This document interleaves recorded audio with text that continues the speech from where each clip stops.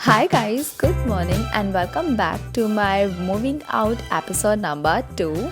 आज वो समय आ ही गया आखिर जब मुझे अपना सारा सामान समेट के पैक करके लेके जाना है अपने न्यू अपार्टमेंट में और इस घर को अलविदा कहना है। लेकिन आपको मैं बता दूं, यहाँ से मैं सारा सामान लेके नहीं जाने वाली हूँ। यहाँ से सिर्फ मैं वो सामान लेके जा रही हूँ जो मुझे लग रहा है कि हाँ मैं इसे लेके जा सकती हूँ। जैसे कि ये वैनिटी आइटम्स, इनको तो मैंने कुछ टाइम पहले ही बाय किया है तो लेके जाना बनता है। वैसे पहले मैं सोची थी कि कुछ और लगा लेती हूँ अपनी वैनिटी पे, लेकिन ये अननेसेसरी खर्चा हो जाएगा क्योंकि इनको तो मैंने अभी भी अच्छे से यूज़ ही नहीं किया है। कुछ भी सामान मैंने इनमें रखा नहीं था, बस ला के रख दिए थे क्योंकि मुझे उस तरह से वाइब भी नहीं आ रही थी यहाँ पे कुछ करने की। तो बस अब मैं इनको लेके जा रही हूँ, पैक कर रही हूँ और मैंने ना बबल रैप मंगा लिए हैं तो उससे ना सिक्योर रहेगा, रास्ते में टूटेंगे नहीं। तो सबसे पहले तो मुझे यही काम करना है।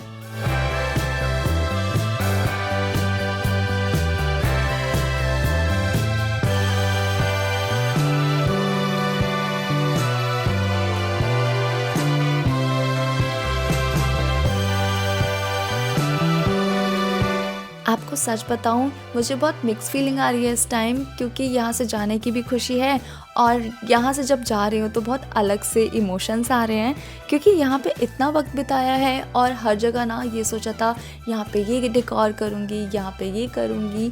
बट मुझे ऐसा लगता है कि इन 2 साल में जब से मैं यहाँ शिफ्ट हुई हूँ ना, पता नहीं मेरे अंदर की जो एनर्जी थी ना वो इतनी ड्रेन आउट हुई। जैसे कि मैं कुछ करना चाहती हूँ बट मैं कर नहीं पा रही हूँ।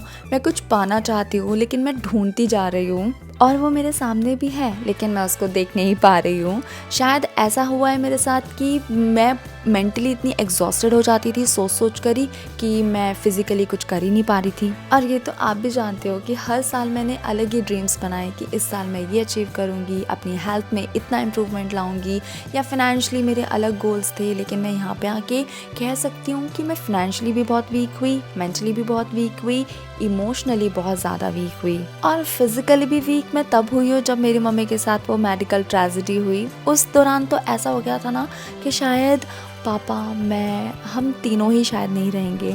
मतलब हमने ये 5 से 6 महीने ना बिना खाए पिए गुजारे थे। मतलब मैं दिन में शायद एक रोटी भी नहीं खाती थी। एक हफ्ते में हम लोग थोड़ा बहुत खा रहे हैं जो शायद मैं एक दिन में खाया करती थी। तो मेंटली, फाइनेंशियली, इमोशनली इतने ज़्यादा सेटबैक लगे हैं ना इस दौरान। और आज भी ना बहुत लोग न्यूमरोलॉजी को जानते नहीं हैं या फिर जानना नहीं चाहते हैं। मैं आपको बताऊं, मेरे लिए 4 नंबर बहुत अनलकी है, सूटेबल ही नहीं है। तो जब मैं इस अपार्टमेंट का एग्रीमेंट करने आई थी ना फर्स्ट टाइम, तभी पापा ने कहा था कि नंबर 4 टावर है, मत ले, सूटेबल नहीं रहेगा तेरे लिए।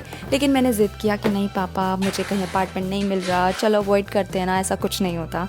लेकिन अब जाके मुझे समझ आया कि नहीं, होता है, बहुत कुछ होता है। आज है डे 2 जिस दिन मुझे अनइंस्टॉलेशन का सारा काम करना है, जैसे कि एसी, गीज़र।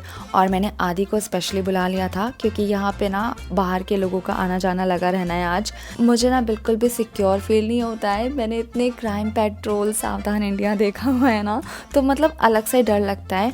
और आपको भी ध्यान रखना चाहिए कि कोई ना कोई एक फैमिली मेम्बर या फिर फ्रेंड होना ही चाहिए इस टाइम पे।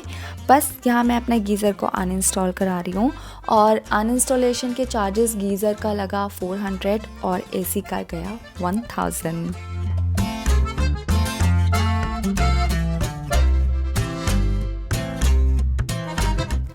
ये वो बॉक्सेस है जिनमें ज़्यादातर ग्लास के आइटम्स हैं, क्रॉकरी है या फिर मेरे वैनिटी आइटम्स हैं, मेरे प्रोडक्ट्स हैं, स्किन केयर प्रोडक्ट्स। और ये सारे आइटम्स ना मैंने अलग कर लिए थे पहले ही पैक करने के बाद। अभी फ़िलहाल तो ये सारा सामान हम जा रहे हैं घर पे देने, मतलब मेरे पेरेंट्स के घर पे। और फिर वहाँ से जब मैं अपने अपार्टमेंट में जाऊँगी ना, तब वहाँ से मैं ले जाऊँगी। और छोटा छोटा वो सामान भी हमने इसमें रख लिया जो हमारी गाड़ी में आ सकता है। और हमारे यहाँ पे 1 राउंड नहीं बल्कि 4 से 5 राउंड लगने वाले हैं। इतने सारे सामान मैंने अलग कर लिया है। तो बस अब हम घर पे जाके इन्हें पहुँचा रहे हैं।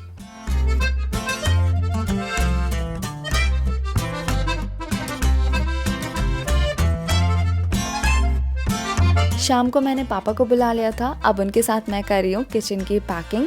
और किचन की ना मेरी सेकंड टाइम पैकिंग हो रही है। एक बार मैं ऑलरेडी कर भी चुकी हूँ।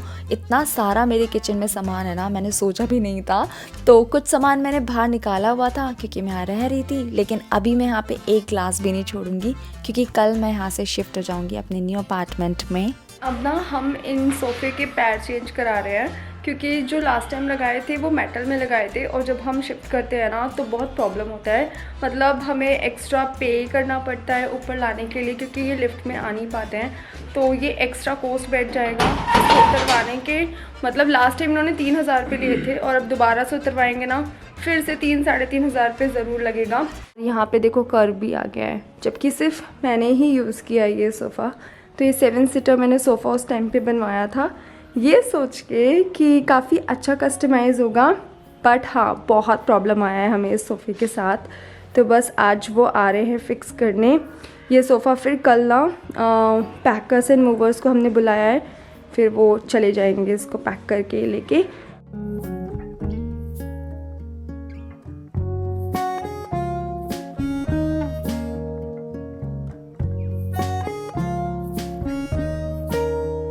अब ये सोफ़ा तो हो गया फिक्स, और अभी आपके मन में आ रहा होगा ये फ़र्नीचर का होगा क्या। तो ये सारा फ़र्नीचर जाएगा मेरे घर पे, मतलब मेरे पेरेंट्स के घर पे, क्योंकि वहाँ पे भी ना फ़र्नीचर चेंज होना था, काफ़ी सालों से चल रहा था। लेकिन मैंने मना किया हुआ था कि जब भी मैं मूव आउट करूँगी ना तो ये वाला फ़र्नीचर का क्या होगा, तो फिर आप ही के पास आ जाएगा, तो इसलिए अभी आप कुछ मत लेना। तो बस ये सारा फ़र्नीचर मैं पहुँचा दूँगी घर पर।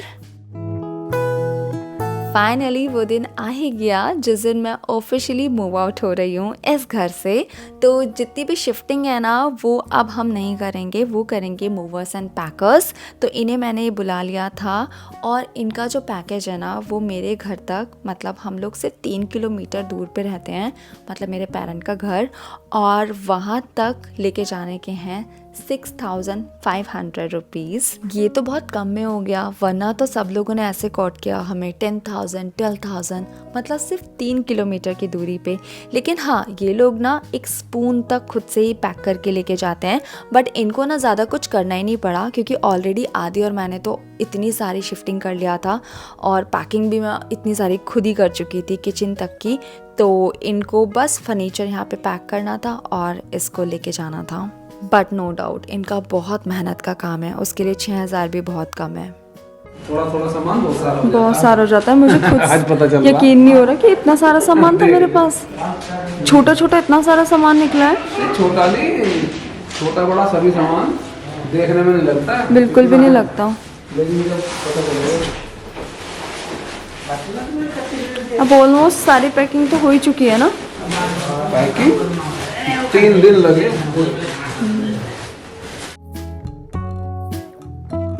मैं स्पेशली अपनी आइकिया की वैनिटी को देखने आई थी क्योंकि मैंने क्लियर इंस्ट्रक्शन दिए थे कि इतनी ज़्यादा सेंसिटिव है ना, थोड़ा भी लगेगा ये वहीं से डैमेज हो जाएगी। और इसीलिए ना मैंने इस बार आइकिया से कुछ भी फर्नीचर नहीं मंगाया क्योंकि ड्यूरेबल नहीं है, बस दिखने में अच्छे लगते हैं, बस शोपीस टाइप के ये इनके फर्नीचर रहते हैं। तो बस मैं तो यही कहूँगी कभी भी फर्नीचर मत लेना आइकिया से, लेकिन हाँ डेकोरेशन का या फिर जो भी आइटम है वो ले सकते हो।